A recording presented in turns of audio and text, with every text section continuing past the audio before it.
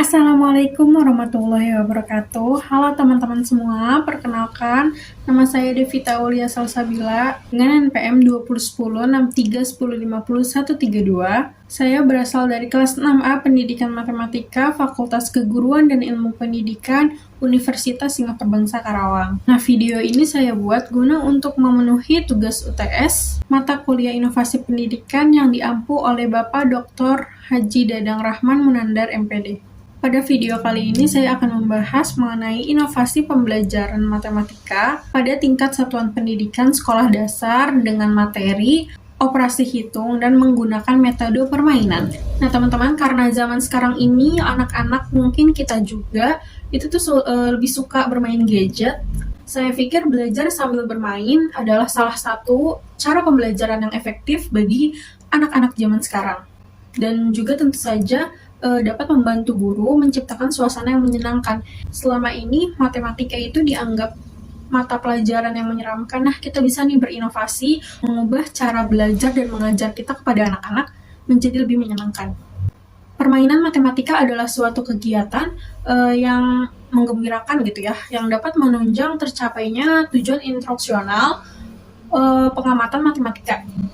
Tujuan ini dapat menyangkut aspek kognitif, aspek psikomotor, dan juga aspek afektif. Nah, walaupun permainan matematika ini menyenangkan, namun penggunaannya juga harus dibatasi. Barangkali sekali-kali dapat diberikan juga untuk mengisi waktu, mengubah suasana yang tegang gitu. Terus menimbulkan minat ya sejenisnya. Nah, seharusnya itu penggunaannya itu direncanakan dengan tujuan instruksional yang jelas gitu ya, tepat penggunaannya, dan juga tepat pula pada waktunya. Jadi jangan sampai mengganggu, jangan sampai terus-terusan dan mengganggu kegiatan belajar khususnya di sekolah gitu. Yang begitu harus banyak dipakai, terpadu dengan kegiatan belajar mengajar juga. Jadi kalau misalkan kita lagi sekarang jadwalnya materi operasi hitung gitu ya, nah berarti kita memasukkan tuh permainan-permainan menyangkut operasi hitung ke dalam pemaparan materi dalam pembelajaran. Nah, untuk langkah-langkah pembelajarannya, yang pertama seperti biasa kita melakukan kegiatan pembuka ya dengan mengondisikan peserta didik untuk siap belajar, lalu menyampaikan tujuan pembelajaran dan juga mengingat kembali materi-materi yang telah dipelajari gitu.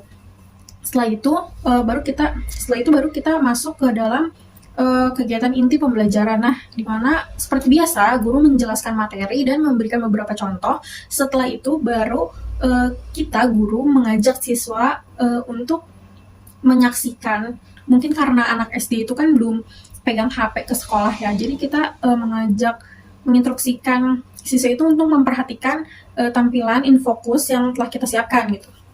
Jadi nanti kita menampilkan permainan yang telah disiapkan, kita jelaskan dulu nama permainannya, nama gamesnya, bisa di-download di mana. Lalu kita menjelaskan bagaimana tutorial cara menggunakan permainan tersebut. Setelah kita menjelaskan tutorial cara bermainnya, kita mulai masuk ke inti permainan. Nah, pertama-tama kita ajak dulu untuk beberapa kali sesi, kita yang membimbing anak-anak, lalu kita beri kesempatan kepada siswa untuk mencoba permainan tersebut. Mungkin bisa diambil antara 1 sampai 5 orang jika waktunya memungkinkan gitu. Nah, ketika permainan selesai, lalu guru memberikan kesimpulan mengenai materi operasi hitung tersebut. Guru juga bisa merekomendasikan siswa untuk mendownload aplikasi tersebut di HP-nya masing-masing di rumah nanti. Berikut ini adalah tutorialnya, kalian bisa download dulu aplikasinya di Play Store. Kalau sudah terinstall, dia akan loading seperti ini untuk memuat aplikasinya. Lalu kita klik saja mainkan. Di sini ada beberapa opsi, ada penambahan 1-10, ada rate-nya dari 1-1000, banyak banget. Kalian tinggal pilih sesuai kebutuhan kalian aja. Terus bisa diatur juga kecepatan monsternya, mau normal, mau lambat, atau mau cepat. Di sini aku pilih tingkatannya 1-20 dan kecepatannya normal. Klik OK, lalu kita masuk ke level 1. Nah, di sini ini kita harus menjawab soal. Kalau menjawab soalnya benar, musuh akan dilawan menggunakan senjata. Begitu seterusnya.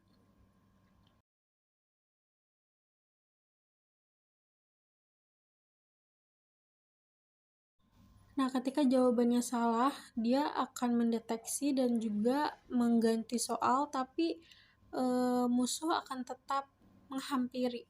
Nah, jika kita kalah terus-menerus dan kehabisan waktu, itu akan game over dan kita bisa coba lagi. Kita lanjutkan aja permainannya. Kalau sampai siswa menjawab soal dengan benar semua, maka yang terjadi adalah level selesai dan di situ ada keterangan kita dapat nilai bintang 3, bintang 2, atau bintang 1. Lalu kita bisa lanjut ke level selanjutnya. Begitu seterusnya, dan ini ada fitur untuk mengganti atau memakaikan baju kepada si tikus ini.